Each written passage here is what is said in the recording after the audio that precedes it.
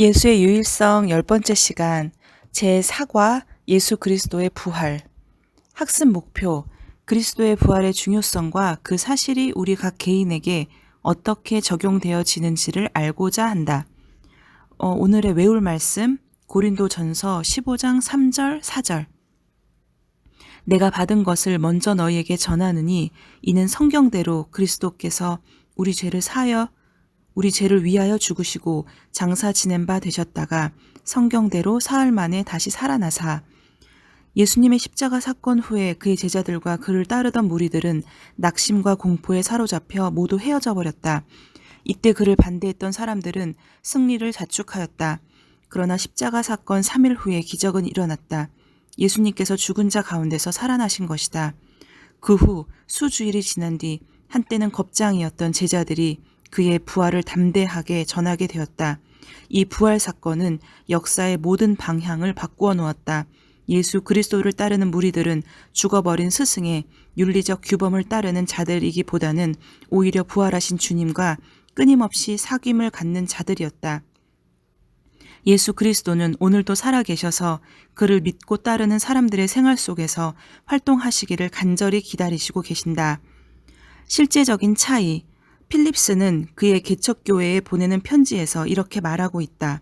이 편지들, 신약 성서의 서신서를 보면 초대 기독교와 현대 기독교 사이에는 큰 차이가 있다. 즉 우리에게는 모방에 불과한 반면에 저들에게는 하나의 생생한 체험이었던 것이다. 우리는 기독교 신앙을 하나의 법전 혹은 기껏해야 마음이나 생활의 한 규율로 전락시킨다. 그러나 그들에게는 그것이 새로운 진로서 그들의 생활에 분명히 엄습해 온 것이다. 그들은 이것을 그리스도가 내 안에 사심이라고 말하기를 주저하지 않았다. 이로 인하여 이들의 생애가 완전히 변화하여 넘치는 생명을 갖게 된 것을 단순히 도덕적인 혁명이라고 설명할 수는 없다. 즉 우리가 그와 같은 혁명의 원인을 찾아낼 수 있다 할지라도 분명한 사실은 그 혁명의 동기가 인간적인 것이었다면 초대 그리스인들에게 그렇게 큰 힘을 주지는 못했을 것이다. 우리는 그들의 연약한 인간적인 삶이 그리스도를 통해 전능하신 하나님과 연결되었다는 사실을 받아들일 수밖에 없다. 오늘날 많은 그리스도인들은 기독교가 널리 전파되려면 더 나은 여건을 기다려야 한다고 하면서 현대에 있어서의 기독교 전파의 어려움을 말하고 있다. 그러나 참 생명력이 없는 것은 무엇이라도 다 없애버렸던 핍박 속에서 초대 그리스도인들의 신앙이 놀라우리만큼 번창하고 깊이 침투했던 사실은 우리에게 큰 용기를 준다. 이들은 그리스도를 통하여 자신들이 문자 그대로 하나님의 자녀가 된다는 확신에 불타고 있었다. 그들은 새로운 인류의 개척자이며 새 왕국의 기초가 되었다. 그들이 믿는 것을 우리가 믿는다면 그들이 이루었던 것을 우리도 또한 이룰 수 있을 것이다. 아멘. 성경 공부. 예수님께서 죽은 자 가운데서 실제로 살아나신 4가지 증거. 1번, 첫째 증거. 부활은 하나님의 아들이신 예수 그리스도에 의해 예언되었다. 누가복음 18장 31절로 33절에서 예수님은 제자들에게 무엇을 말씀하셨는가? 예수께서 12제자를 데리시고 이르시되 보라 우리가 예루살렘으로 올라가노니 선지자들을 통하여 기록된 모든 것이 인자에게 응하리라. 인자가 이방인들에게 넘겨져 희롱을 당하고 능욕을 당하고 침뱉음을 당하겠으며. 예수님은 분명히 그가 죽은 자 가운데서 살아나신다고 말씀하셨으나 만일 그 말대로 하지 못했다면 당신은 예수님에 관해 어떠한 결론을 내려야 할 것인가? 만일 예수님께서 죽은 자 가운데서 살아나신다고 말씀하셨으나 그 말씀대로 하지 못하셨다면 예수님에 관해서 어떠한 결론을 내려야 할지에 대해서는 좀 고민스럽습니다. 그 제자들이 그랬듯이 여태까지 믿음이 헛된 것일까라는 그런 고민을 했을 것 같습니다. 두 번째 증거, 부활은 그의 빈 무덤에 관한 가장 합리적인 설명이다. 예수님의 친구들은 그의 시체를 보존하기 위해 어떻게 했는가? 마가복음 15장 46절. 백부장에게 알아본 후에 요셉에게 시체를 내주는지라. 예수님의 원수들은 그의 시체가 없어지지 않게 하기 위해서 어떻게 했는가? 마태복음 27장 62절로 66절. 그 이튿날은 준비일 다음 날이라 대제사장들과 바리새인들이 함께 빌라도에게 모여 이르되 주여 저 속이던 자가 살아 있을 때 말하되 내가 사흘 후에 다시 살아나리라 한 것을 우리가 기억하노니 그러므로 명령하여 그 무덤을 사흘까지 굳게 지키게 하소서. 그의 제자들이 와서 시체를 도둑질하여 가고 백성에게 말하되 그가 죽은 자 가운데서 살아났다 하면 후에 속임이 전보다 더 클까 하나이다 하니 빌라도가 이르되 너희에게 경비병이 있으니 가서 힘대로 굳게 지키라 하거늘 그들이 경비병과 함께 가서 돌을 임봉하고 무덤을 굳게 지키니라. 예수의 원수들은 그의 시체가 없어지지 않게 경비병과 가서 돌을 임봉하고 무덤을 굳게 지켰습니다. 그리고 예수의 친구들은 시체를 가져와서 예수를 요셉에게 시체를 내주었습니다. 그러나 주일 아침 그 무덤은 비어 있었다. 예수님께서 십자가에 못 박혀 만일 죽지 않고 몸이 약해졌거나 상처만 입었다면 다친 돌문이나 군인들의 파수 때문에 도망할 수 없었을 것이다. 만일 예수님의 동료들이 그의 시체를 훔치려고 했다면 돌이나 군대가 막았을 것이다. 또 그의 시체가 없어지면 부활을 믿는데 오히려 도움이 될 것이므로 예수님의 반대자들이 그의 시체를 꺼내어 가지는 않았을 것이다. 부활만이 그의 빈 무덤을 설명할 수 있는 유일한 대답이다. 셋째 증거, 오직 부활만이 예수 그리스도께서 제자들 앞에 나타나신 가장 합리적인 설명이다. 바울이 쓴 고린도전서 15장 4절로 8절을 읽고 부활하신 그리스도를 실제로 본 개인이나 무리를 적어보라. 고린도전서 15장 4절로 8절. 장사 지낸 바 되셨다가 사흘 만에 다시 살아나사 게바에게 보이시고 후에 12제자에게와 그 후에 500여 형제에게 일시에 보이셨나니 그 중에 지금까지 대다수는 살아있고 어떤 사람은 잠들었으며 그 후에 야고보에게 보이셨으며 그 후에 모든 사도들에게와 맨 나중에 만삭되지 못하여 난 자 같은 내게도 보이셨느니라. 게바, 12제자, 500여 형제, 그리고 야고보, 그리고 여러 사람들 앞에 예수 그리스도가 실제로 나타나셨습니다. 예수께서 죽은 자 가운데서 살아나지 않으셨다면 이 모든 증인들이 어떻게 결론 지을 수 있을까? 고린도전서 15장 15절. 그리스도께서 만일 다시 살아나지 못하셨으면 우리가 전파하는 것도 헛것이요 또 너희 믿음도 헛것이며 또 우리가 하나님의 거짓 증인으로 발견되리니 우리가 하나님이 그리스도를 다시 살리셨다고 증언하였음이라. 만일 죽은 자가 다시 살아나는 일이 없으면 하나님이 그리스도를 다시 살리지 아니하셨으리라. 위의 대답이 이치에 맞지 않는 이유는 뒷부분에 이야기를 하겠습니다.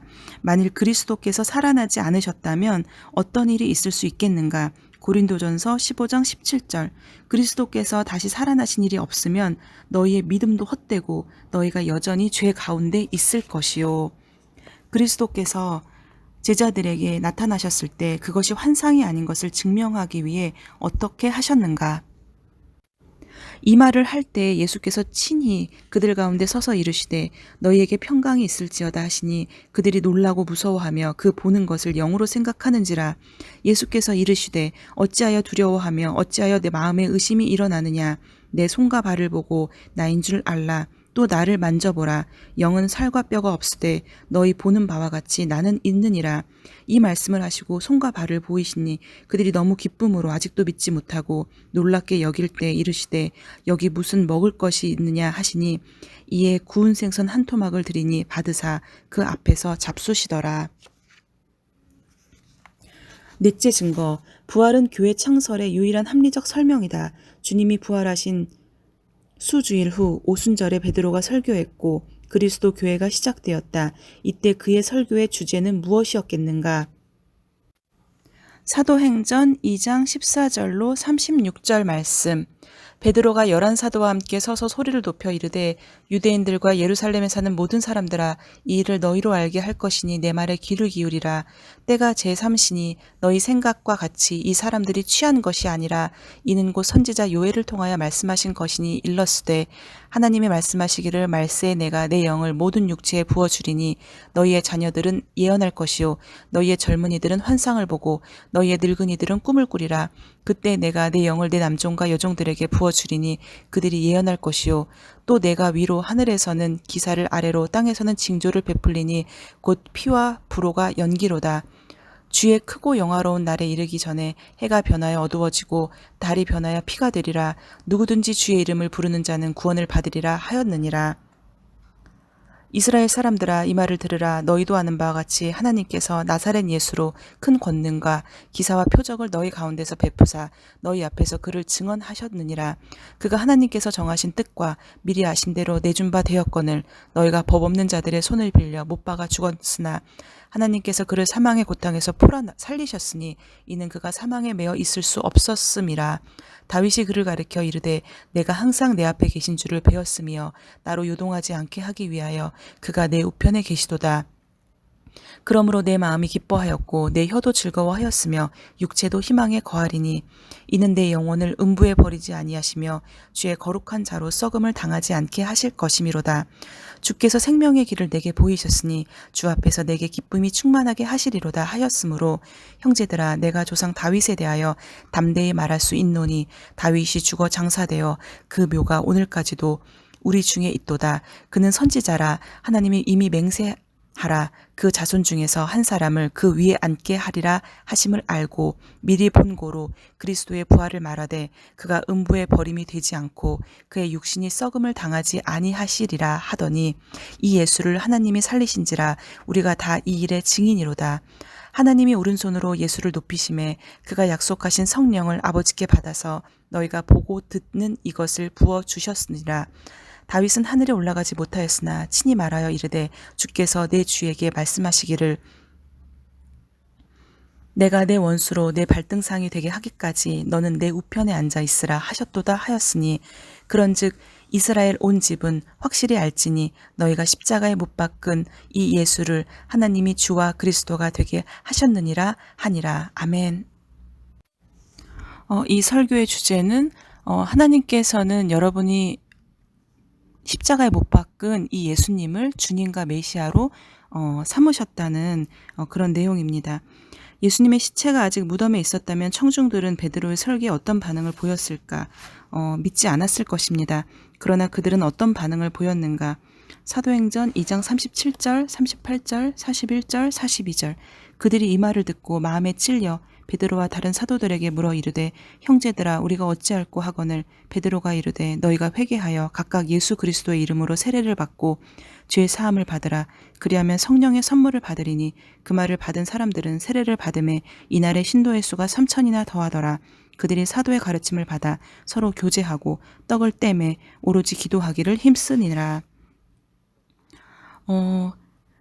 부활의 결과. 부활은 아래의 사항에 대하여 우리에게 무엇을 말해주는가? 예수 그리스도 로마서 1장 4절 성결의 영으로는 죽은 자들 가운데서 부활하사 능력으로 하나님의 아들로 선포되셨으니 곧 우리 주 예수 그리스도시니라.